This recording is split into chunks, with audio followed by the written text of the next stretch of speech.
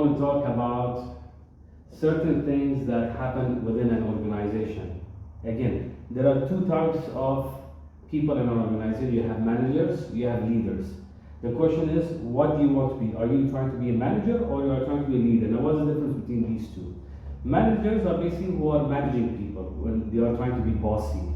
Or let's say if someone does a mistake, they don't take the responsibility, they blame it to someone else, they try to give warning letters, so on and so forth. To me, this is what manager is. Someone who manages people and that's it. And when something bad happens, they don't take care of people.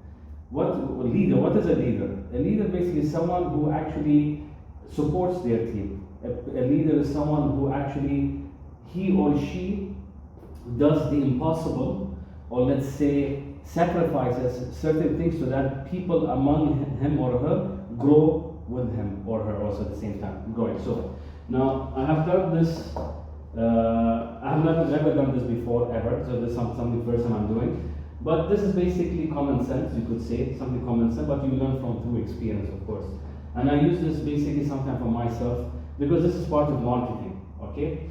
So we have a person in our organization who has a few problems when it comes to secretary job, okay? So now the reason is, the reason she has a problem with the secretary job is because lack of induction or lack of training. And the second reason is the person is new in the field. So I took the initiation of actually taking that person, training that person for 1 week. Because we need to always find what are the problems. What are the problems that this person is facing? Is it skill problems? Is it family issues? Is it health issues? So we need to understand it before we judge a person. So I have created certain things over here. As you can see, I've used SWOT analysis, which is strengths, weaknesses, opportunities, threats. But I've chosen a couple of them. So we try to find what are the weaknesses, what are the problems over here. Then, and we find what are her strengths.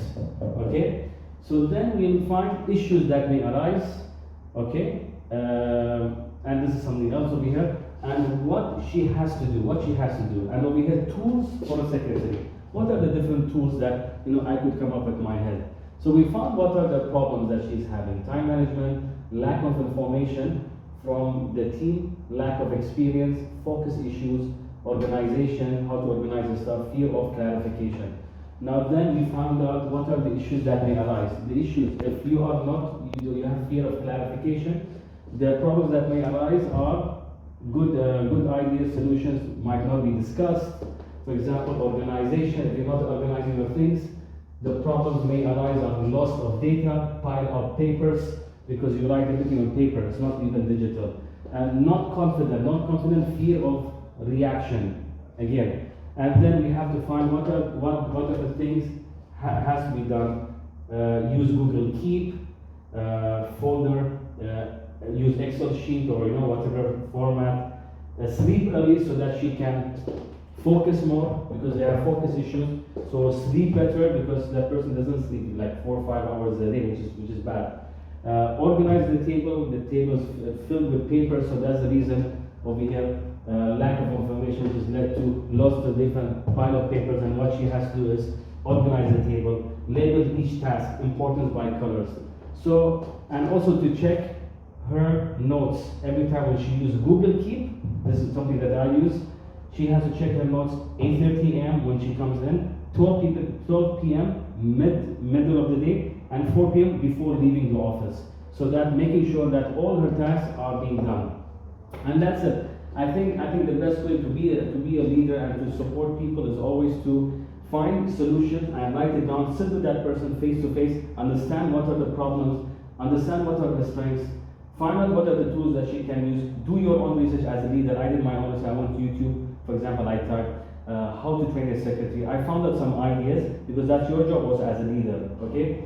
And you guide the person. When the moment you guide, this is a 1 week training, basically, 1 hour a day. So when you start guiding them and you start supporting them and you see the change and you praise them with their changes, then they will change. It's all psychological. When you start praising them, they will start loving it, they will start enjoying it, and everything will change. And that's how leaders should be. Leaders should not be